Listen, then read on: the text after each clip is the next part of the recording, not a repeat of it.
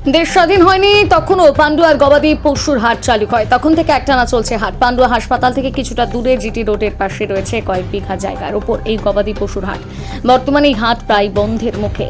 হাতে গোনা কয়েকটা গরু রয়েছে হাটে, কিন্তু তাও কেনার জন্য কোনো ক্রেতার দেখা নেই। এই হাটের ওপর নির্ভর করেই চলত বহু পরিবার। কেউ গোবর থেকে ঘুঁটে তৈরি করে, আবার কেউ গরুকে জল খাইয়ে জীবিকা নির্বাহ করতেন। কিন্তু এই হাটে গরু না আসায় কর্মহীন পড়ে পড়ছেন তারা। ফলে আগামী দিনে কিভাবে তাদের সংসার চলবে সেটাই বুঝে উঠতে পারছেন না অনেকে। ঠিক তেমনি এই ব্যবসার সাথে জড়িয়ে রয়েছে বিভিন্ন সম্প্রদায়ের মানুষ। কেউ লোন নিয়ে গরু কিনেছেন, কেউ আবার গাড়ির ব্যবসার সঙ্গে যুক্ত, ফলে তারাও কর্মহীন হচ্ছেন। বিহার সহ জেলার বিভিন্ন প্রান্ত থেকে গরু আসতো এই হাটে। হুগলি সহ জেলার বাইরে ক্রেতারা এই হাটে গরু নিতে আসতেন। বর্তমানে হাট খোলা থাকলেও ক্রেতার দেখা নেই।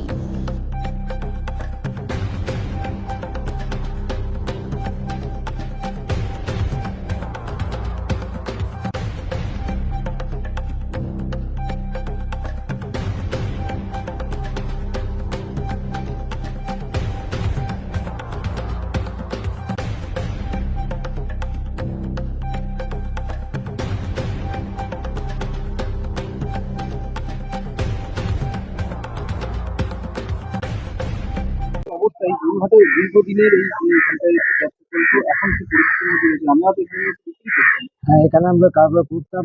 আশপাশের দোকানদারগুলো প্রত্যেককেই একই অবস্থা পরিবারে।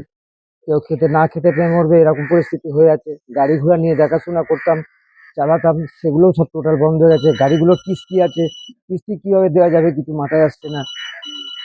মানে টোটালটাই আমরা এই হাট বন্ধ হওয়াতে টোটালটাই অকেজো হয়ে গেছে। আচ্ছা, আপনি গাড়ির মালিক, আগে আপনি বলুন যে মানে গরুও তো নিয়ে আসতেন এখানে। হ্যাঁ, গরু আমাদের এখান থেকে যেত, কলকাতায় সরবরাহ করা হতো। এখন আবার আসতো, এখন সব টোটাল বন্ধ। সব থেকে বড় সমস্যা, গাড়িগুলো সব ফাইন্যান্সার টেনে নেবে, এরকম পরিস্থিতি হয়ে আছে। আপনার নাম? শেখ জাহির আব্বাস। এই যে কি অবস্থা এখানকার? আসসালামু আলাইকুম। আমাদের ব্যবসা পরিস্থিতি খুবই খারাপ দাদা। আমরা এই ব্যবসা গরু বাজারঘাট দিয়ে কিনে এনেছি দাদা। আমরা ধার দেনা, সুদ, লোন তুলে ঘরের দলিল বন্ধক রেখে গরু কারবার করি দাদা। এই গরু যদি আমাদের বিক্রয়তা যদি না হয়, যদি বিক্রি যদি না হয়, তাহলে আমাদের সুসাইড করতে হবে, আমাদের পরিবারকে মেরে ফেলতে হবে নিজে হাতে করে। এছাড়া আমাদের কিছু করার নেই দাদা। হাট থেকেই তো আপনাদের আমরা এই হাট থেকে সব কিছু যা করি এই হাট থেকে করে, এই হাট থেকে হাজার হাজার লোক, হাজার হাজার কর্মী লোক সবাই এই হাট থেকে আমরা করে খাই দাদা। আমাদের এই হাট থেকে সব কিছু চলে। আমার লোন, সুদ, ধার দেনা করে সব নিয়ে চলি এই হাট থেকে। এখন কি পরিস্থিতি? এখন পরিস্থিতি তো সবই দেখতে পাচ্ছেন যে খুবই খারাপ। আমাদের হাটঘাট সব বন্ধ হয়ে গেছে।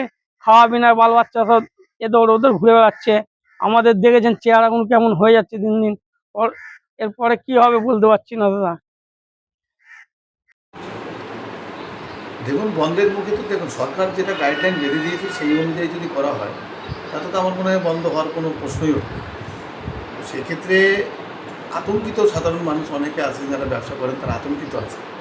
কিন্তু যে গাইডলাইন বেঁধে দিয়েছে সেই গাইডলাইন অনুযায়ী যদি সেই সব জায়গায় যোগাযোগ করে, আমার মনে হয় এই সমস্যাটা মিটে যাবে। তো এটা দেখুন, আইনের বাইরে তো কেউই নয়, আমি নিজেও নই। তো যে সরকারি গাইডলাইন ওটা আমাদের সবাইকেই মানতে হবে। তো সেক্ষেত্রে যারা ভয় পাচ্ছেন তাদের ভয় না পেয়ে, আমার মনে হয় গাইডলাইন যেটা দিয়েছে সেই গাইডলাইন অনুযায়ী তাদের সঙ্গে অফিসে যোগাযোগ করুন, যোগাযোগ করে সেইভাবে আপনারা কাজ করুন, কোনো সমস্যা কিছু নেই। কি অবস্থা? আমার নাম গোবিন্দ মল্লিক। আমি এই ব্যবসার সাথে জড়িত। এই ব্যবসা বাণিজ্য বন্ধ করে দেওয়ার পরে আমার সংসারের আর্থিক অবস্থা খুবই খারাপ হয়ে গেছে। আমরা ধার বাকিতে ব্যবসা বাণিজ্য করি, এখন সেসব টাকা পয়সা সব আমাদের মায়ের হওয়ার পথে। এই ব্যবসা যেভাবে চালু হয় তার জন্য সরকারের কাছে আমরা আবেদন করছি, যেন এই রুজি রুটির উপরে আমাদের আঘাত না আসে, আমরা যেন এই ব্যবসা করে করে কর্মে খেতে পারি। ঠিক আছে, আমাদের আপনারা ছেলে কি গরু কি নিয়ে আসতেন এখানে? গরু নিয়ে আসতাম এখন, এবং এখানে বেচাকিনিও করতাম। ঠিক আছে, এবার আমাদের আর্থিক অবস্থা খুবই খারাপ হয়ে গেছে। এখন কি পরিস্থিতি? এখনো পরিস্থিতি খুবই খারাপ। আমরা এখন না খেয়ে মরবো এই ব্যবসা চলতে না দিলে, প্লাস কুরবানি হতে না দিলে। আমি চাইছি এই কুরবানি হতে দেখ এবং আমাদের এই ব্যবসা চলতে দেখ। তা না হলে আমরা ধার দেনা করে ব্যবসা বাণিজ্য করছিলাম, আমাদের টাকা পয়সা সবই মারধর হয়ে যাবে। আমরা খুব খারাপ অবস্থার মধ্যে আমাদের দিন কাটবে। সোসাইটি ছাড়া আমাদের আর কোনো রাস্তা নেই। কি অবস্থা দাদা এখন? হাটের অবস্থা খুবই খারাপ। যখন থেকে এই নিয়মটা চালু করেছে এখানে হাজার হাজার মানুষ না খেয়ে সব মরছে। এখানে হাট লাগে, চাষিরা মাল নিয়ে আসে, এখানে অনেক লোক তাদের লাঙল দেওয়ার জন্য, চাষ করার জন্য কিনে নিয়ে যায়, অনেক লোক বাড়িতে পোষার জন্য কিনে নিয়ে যায়।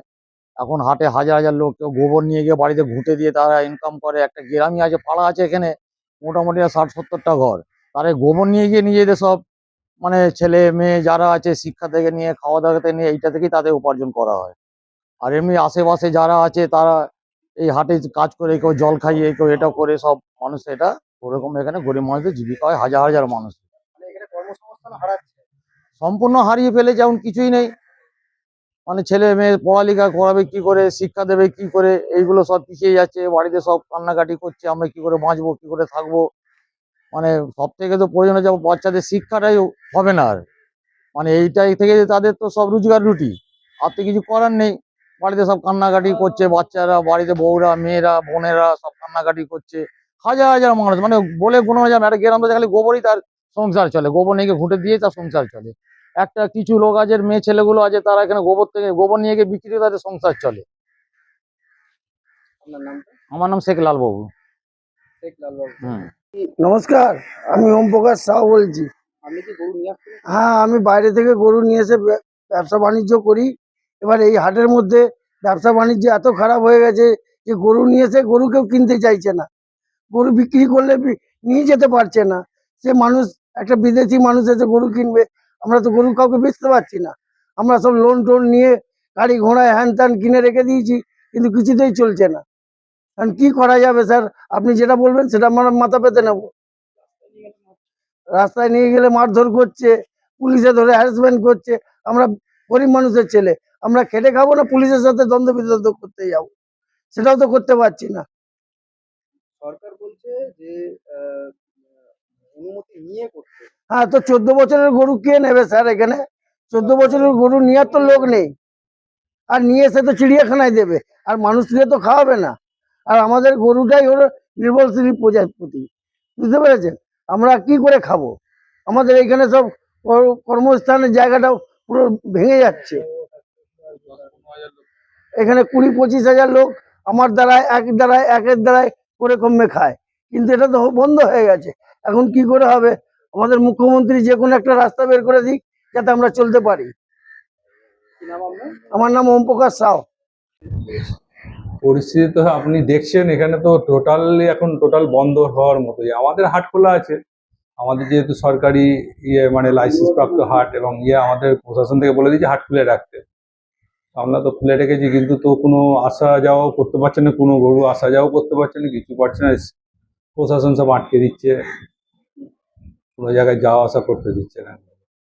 কত বছর ধরে হাটে? এটা 1945 সালে, স্বাধীনতারও 2 বছর আগে হাট। সরকারিভাবে হ্যাঁ হ্যাঁ, সরকারি ট্যাক্স আমরা সব করি, লেভি দিই, সরকারি ট্যাক্স সবই হয়।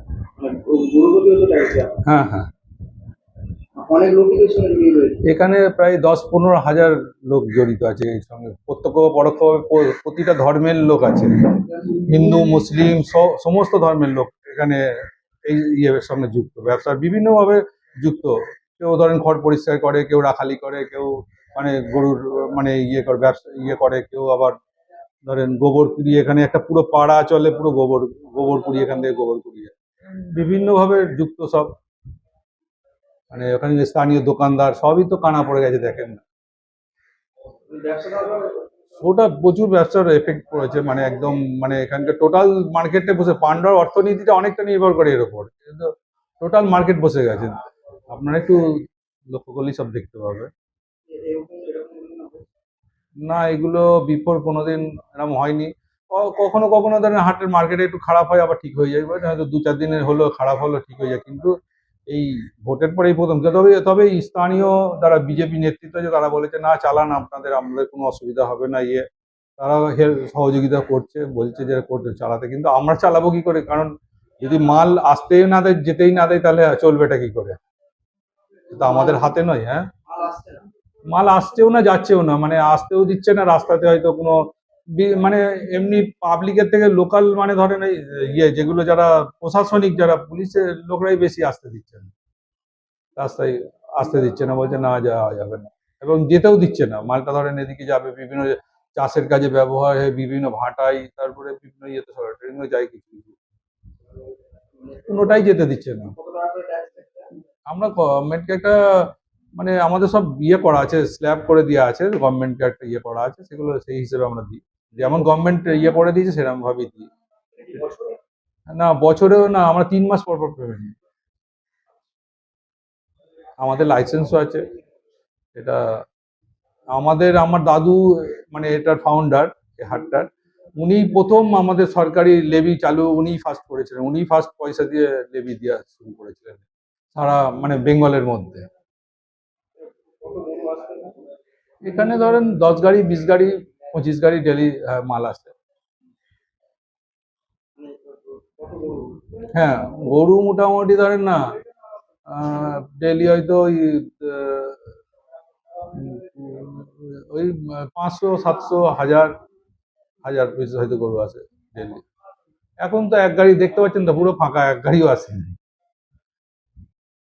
এটা তো আমাদের সমস্যার মধ্যে পড়তে হবে। আমাদের সমস্যার থেকে বড় জিনিস হচ্ছে এখানকার লোকাল সমস্যা, টোটাল ইয়েটাই, মার্কেটটাই বসে গেছে টোটাল। মানে এখানকার লোক সব বলছে আমরা না খেতে পেয়ে মরবো। এখানকার ধরুন পাড়ার লোক, এখানে পেছনে কিছু লোক ইয়েরা সবাই বলছে যে লোকাল সবাই পোষা মানে পাড়ার ইয়ের লোকরা এসে বলছে যে আমরা কি হবে আমাদের, আমি কি করবো বলো, আমাদের তো আর হাতে কিছু নেই, এটা টোটালটাই আমাদের গভর্নমেন্টের হাতে, নতুন যে গভর্নমেন্ট এসছেন ওনাদের হাতে।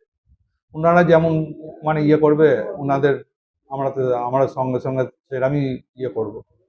আমরা আমরা সরকারের পক্ষে সবসময়।